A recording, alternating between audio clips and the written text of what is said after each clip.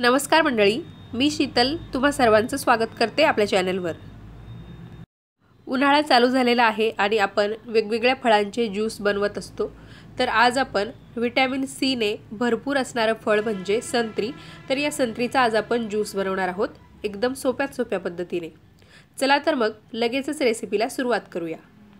संत्रीचा juice बनवण्यासाठी इथे मी 2 पिकलेले संत्री स्वच्छ धुवून घेतलेले आहेत। आता आपण ते अशा पद्धतीने मधोमध कट करून घेऊयात। संत्रीची आपण साल काढून सुद्धा गर वेगळा करू शकलो असतो, पण साल काढल्यानंतर संत्रीच्या ज्या फोडी तयार होतात त्यानंतर त्यामधलं बी काढताना बऱ्याच प्रमाणात रस वाया जाऊ शकतो। म्हणून अशा पद्धतीने आपण संत्री मधोमध कट करून घेतले आणि सुरीच्या टोकाने अलगद आपल्याला यामधलं जे बी आहे ते वेगळं करून घ्यायचं आहे।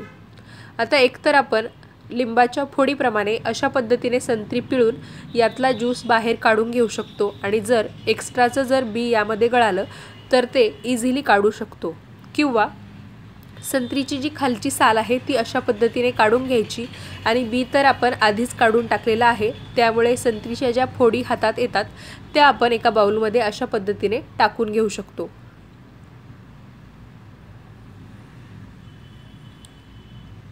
अशाच पद्धतीने आपण सर्व संत्रीचा जो गर आहे तो काढून घेऊया आणि याची साल आहे ती वेगळी करून घेऊयात। उन्हाळा चालू झालेला आहे तर आपल्याला काहीतरी थंड खावंसं किंवा प्यावंसं वाटतंच। तर अशा पद्धतीने तुम्ही वेगवेगळ्या फळांचे ज्यूस बनवू शकता, सरबत बनवू शकता किंवा ताक सुद्धा पिऊ शकता। संत्री हे विटॅमिन सी ने भरपूर असणारं फळ आहे, त्यामुळे उन्हाळ्यामध्ये किंवा जेव्हा कधी संत्री मोसंबीचा सीजन असतो तेव्हा तुम्ही संत्रीचे वेगवेगळे प्रकार बनवून खाऊ शकता किंवा अशा पद्धतीने ज्यूस बनवून पिऊ शकता।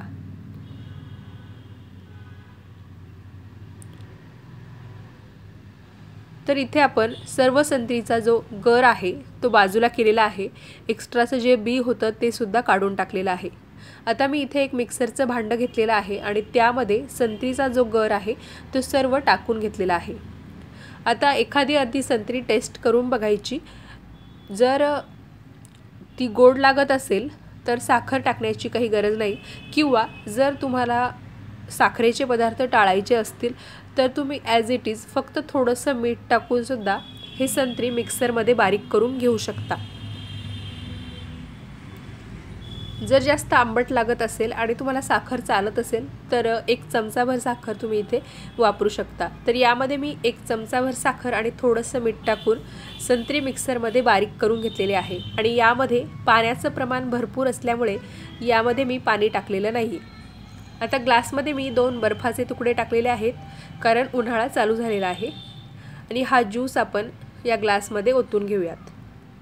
आता मिक्सरच्या भांड्यामध्ये अगदी थोडंसं थंड पाणी टाकायचं आणि ते भांडं विसळून यामध्ये आपण पाणी टाकू शकतो। आता पाणी टाकल्यामुळे ज्यूस वेगळा आणि पाणी वरती येतं, तर चमच्याच्या साहाय्याने थोडंसं ढवळून घ्यायचं आणि इथे आपला मस्त असा संत्रीचा ज्यूस तयार झालेला आहे। तर तुम्ही सुद्धा उन्हाळ्यामध्ये अशाच प्रकारचे वेगवेगळे ज्यूस करून पीत जा, शरीरासाठी ते खूप चांगलं असतं। आय होप तुम्हाला आजची रेसिपी आवडली असेल तर व्हिडिओच्या खाली कमेंट बॉक्समध्ये कमेंट करायला विसरू नका। परत भेटूया पुढच्या व्हिडिओमध्ये।